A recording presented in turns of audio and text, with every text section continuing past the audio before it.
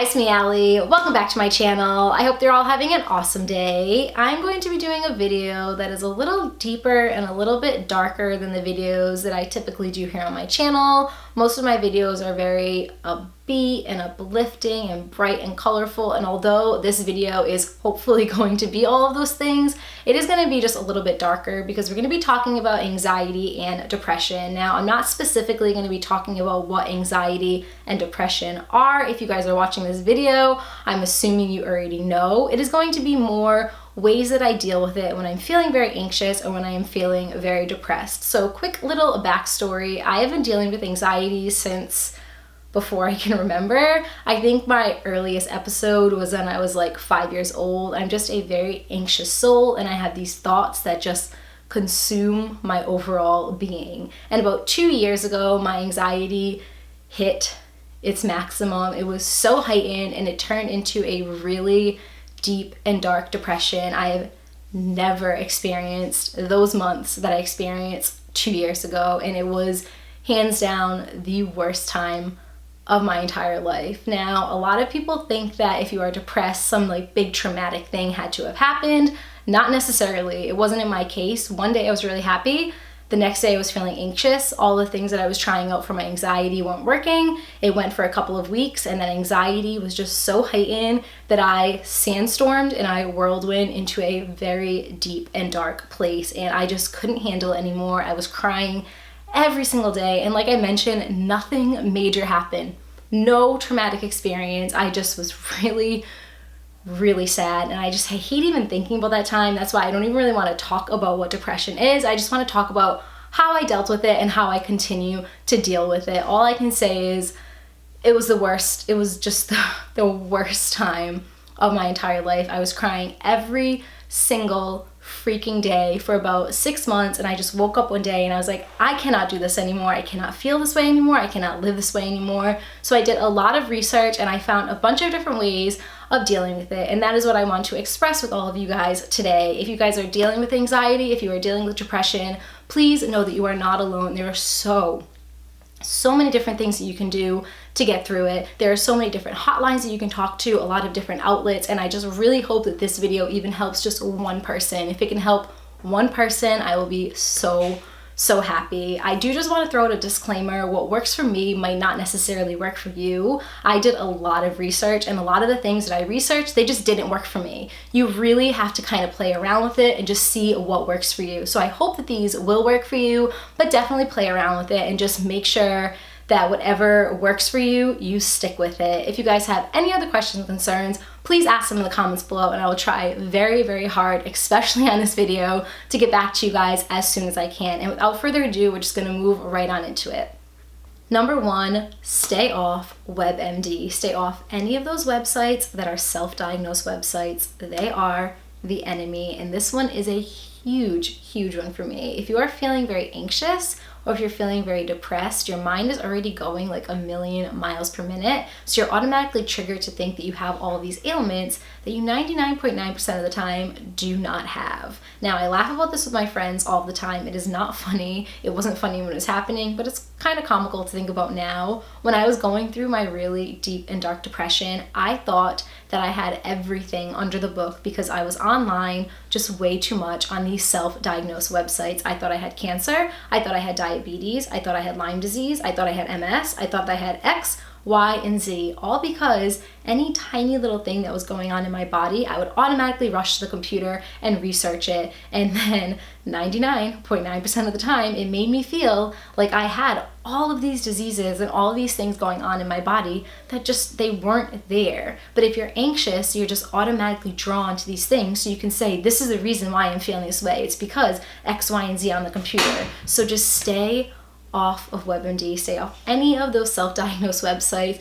They make me, I can't speak for everybody, but they make me feel 10 times worse than I actually should be feeling. And this is going to bring us right into number two.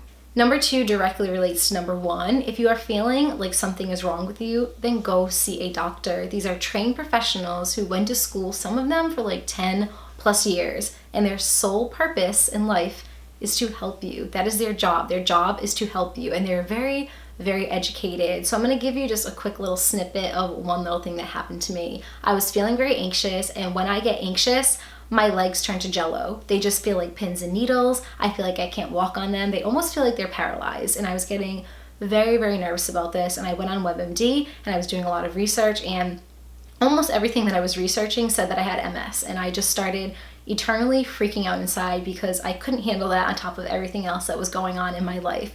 So one day I was just like, you know what? I'm just gonna call the doctor and I'm gonna see if I do have MS. So they listened to me. I gave them all these things that I was thinking about, and they tested me for MS. And guess what? I didn't have MS. And when I felt like I had diabetes, I tested for it. And when I felt like I had cancer and X, Y, and Z, I went to the doctor. For me, it's peace of mind. Going to the doctors for me is peace of mind. It is getting to talk to somebody, and it is them telling you, these professionals telling you, yes, this is what is going on and this is how we can help you, or no, you don't have that ailment at all. For me, I'm not even ashamed to say this, there were times that I went to the doctor like 3 times in 1 week because it was just peace of mind for me. Now, I know financially that's not kind of sustainable for everybody. I'm very fortunate that with teaching, I have very good health care and I was able to go to the doctor so much at a very low cost, but I understand that not everybody can do that. At least try to go once. If you're feeling like you have all these things going on you and it's just gonna keep eating away at you, go to the doctors. They are there to help you. Number 3 and number 4 go hand in hand, so I'm going to be talking about them together, and it is to have somebody to confide in, have somebody to talk to, whether it is a family member, a loved one, a friend, a random person that you just feel really comfortable with. Have somebody to talk to, somebody that you feel like you can open up to and share whatever it is on your mind, whether you're feeling anxious, you're feeling depressed, you need advice, you just need to talk to somebody. Have somebody that you can talk to, somebody that you know will drop everything at any time of the day to hear you out and to really try to make you feel better, which is going to lead me into part 4. Now, I A, understand that not everybody has that, and I B, understand sometimes even talking to those people is not enough. And this is probably one of the biggest things that helped me.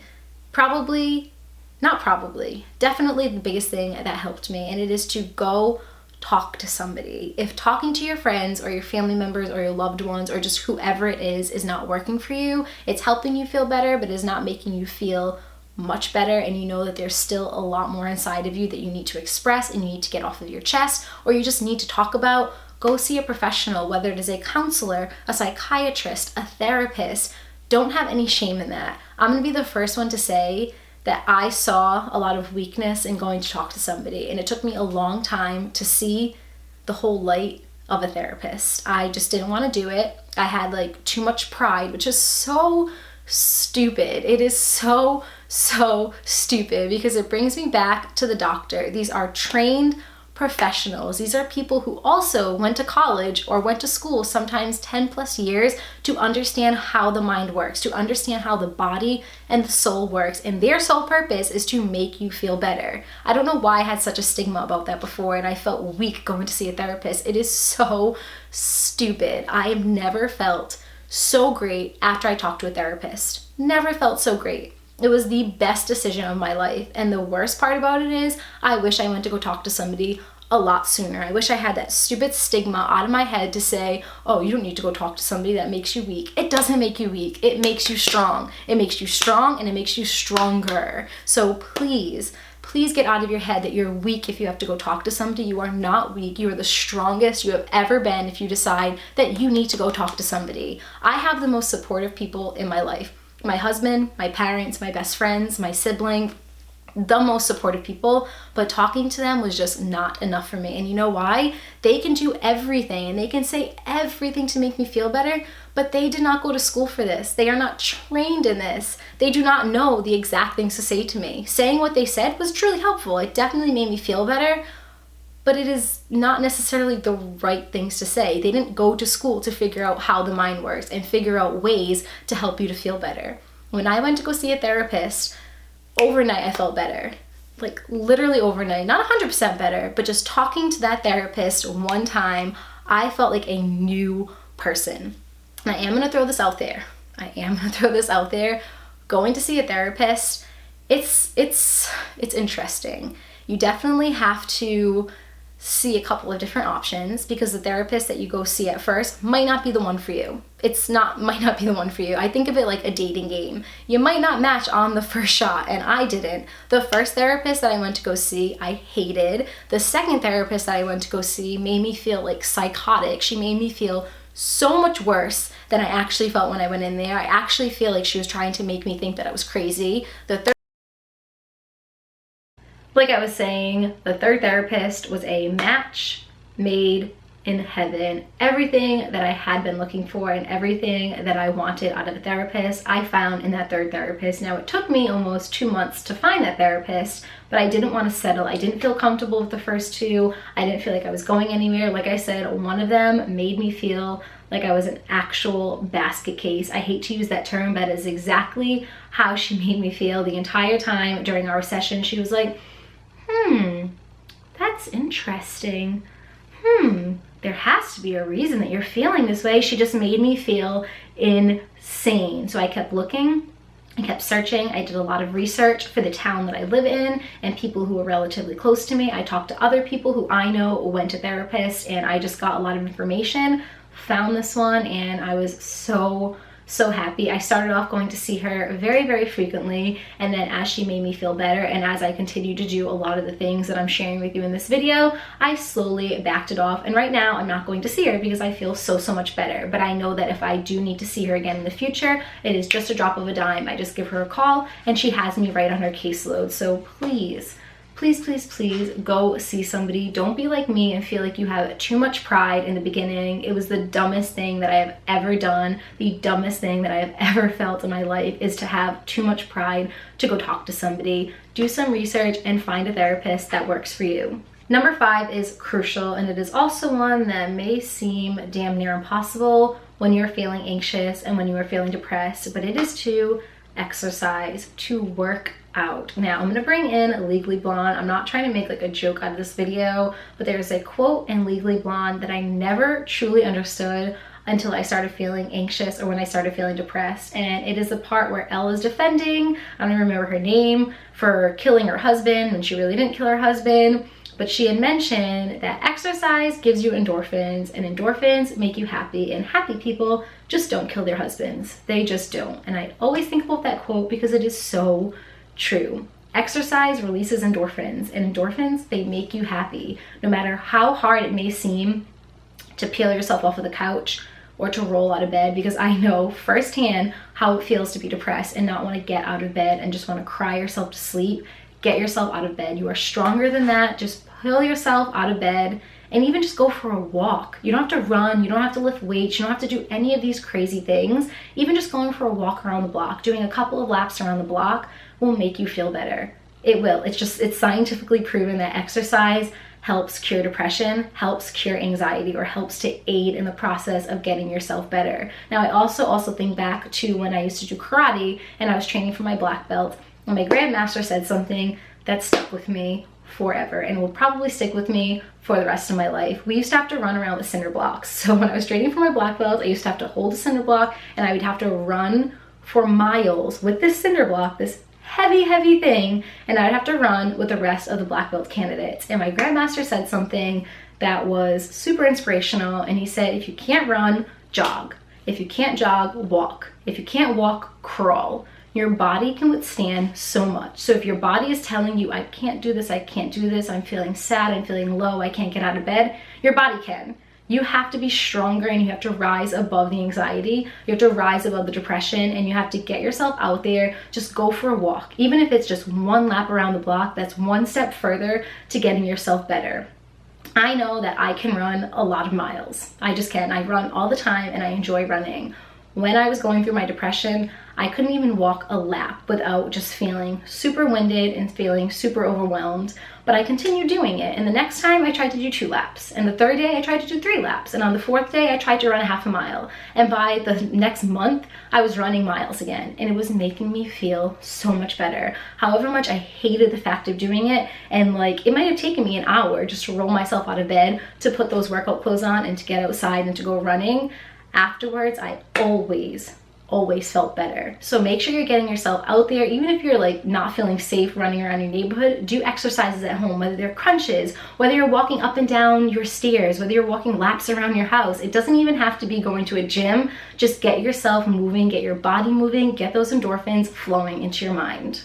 Number 6 is going to piggyback right off of number 5. Along with exercising, eat healthier. If you're in a place where you're feeling very anxious, you're feeling very depressed, try to eat a healthier diet. It is also scientifically proven that it will make you feel better. It will help your mind, body, and soul to feel better. Now, I am a junk food connoisseur. I love junk food. It makes me feel so happy in the instant that I'm eating it, but I always feel awful after. And I think anybody watching this video can kind of understand where I am coming from. When you're eating fast food, it tastes so good going in, but then afterwards I just feel terrible. I just feel so poorly about myself, and that is not necessarily something that you want to do when you're feeling anxious and when you're feeling depressed. When you're already feeling like you have the world on your shoulders, you don't want to add anything else to that weight. So for me, I just try to eat a lot healthier. I try to drink a lot healthier, and I find myself feeling a lot better. Now, I'm not saying you have to like go vegan or vegetarian or X, Y, and Z, but I am saying just try to clean your diet up a little bit for the time being, and hopefully that's something that will stick, because that is overall going to make you a much healthier and happier person in the future. So number 7 is going to be a little bit controversial. I feel like I may get some backlash for even saying this, but bring it on. I am ready for it. This is truly something that helped me to find my happiness, and it was to go on an antidepressant pill. Now, this is not something that I decided to do on the drop of a dime. I thought about this for a very long time. I was in constant communication with my doctor and my therapist, and together we decided that a pill might be the best thing for me at that specific time. Now, I tried out all these things that I'm sharing with you in this video, and they worked. They definitely worked to help me feel happier. I just did not feel like my true self, and I just wanted to feel like my true self again. And I am so happy to say that going on the antidepressant pill really helped me immensely. I owe my life to that pill, to be honest with you. I am not on it anymore. I was on it for as long as I felt like I needed to be on it, and then I weaned myself off. I followed all the correct procedures. I made sure that I took the right amount and the right dosage, and I just, again, stayed in constant communication with my doctor and my therapist. For me, it was what I needed. I know that there are a lot of people out there that are against the pill. I'm not one of those people. I'm pro pill. I think that it did wonders for me. What I was doing before was definitely helping me, but it wasn't getting me to the point that I wanted to be in the fastest amount of time, and that pill greatly helped me. For anybody interested in knowing, I was on Lexapro, and I was on a very low dose of Lexapro, but even just that low dose of Lexapro worked wonders for me. Find a solution together. Together is the main word. That is the key word. Do not feel like you have to take on this burden independently. You want to do this together. Talk to your doctors about the things that you want to see out of this pill and the things that you don't want to see out of this pill, and they will work with you to find the pill that works best for you. And you know what? If it doesn't work the first time, you can try another one, and if that one doesn't work, you can try another one, and you do not have to be on it for the rest of your life. I was on it for about 1.5 years, and then I started to feel really good again. Thank the Lord. I started feeling really awesome again, and I talked to my doctor again and my therapist about weaning myself off, and together we weaned myself off of the pill, and now I feel better, knock on wood, than I ever have before. And I don't want to say I owe it all to the pill, but I know I owe a lot to the pill. I don't even know what number we're on anymore. I think that we're on number 8. So number 8 or number whatever we're on, this one is really huge. And I know I keep saying that they're really huge, but that is because these are all working together. They all work under the same umbrella. So number 8, or again, number whatever we are on, is mindfulness meditation. This was actually brought to my attention by my therapist. She suggested that I started doing some mindfulness meditation or mindful meditation, whatever you want to call it. I had no idea what that even was before I started talking to her, and she expressed to me it was a way to just close your mind of everything that is going on around you and just live in the now. So I'm gonna give you a resource, and I'm going to put it in the description below. I've only used one before. I know that there are so many different mindfulness meditation playlists out there and videos and podcasts, etc.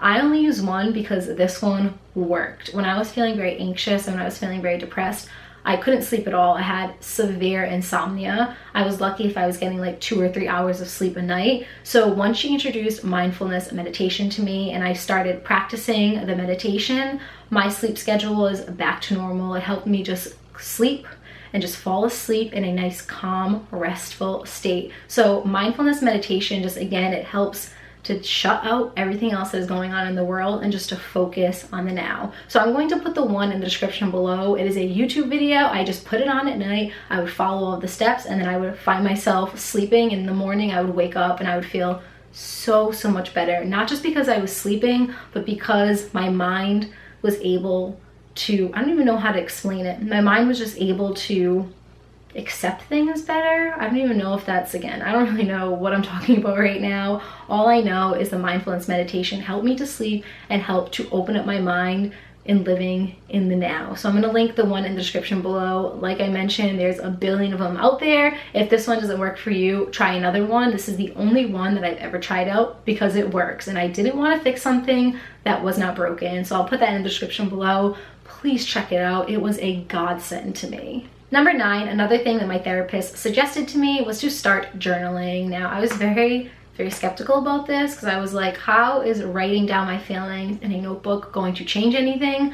I don't have the answer for that, but I can tell you it works. I would journal every single night. Sometimes I would journal like 2 or 3 times a day. I actually went to the store. I found this really nice looking journal, something that was pretty, something that I actually wanted to write in, which sounds so silly, but it actually made me want to write in it a little bit more. I bought myself brand new pens, really nice like Inkjoy pens that like wrote really nice, and they came in all these different colors, and it just made me want to journal. Now, journaling itself, I don't know the science behind it, but oh my God, when I was done journaling at the end of the night or at the end of the session, I just felt so much better. Whether I was having the worst day of my life or the best day of my life, I would write it down.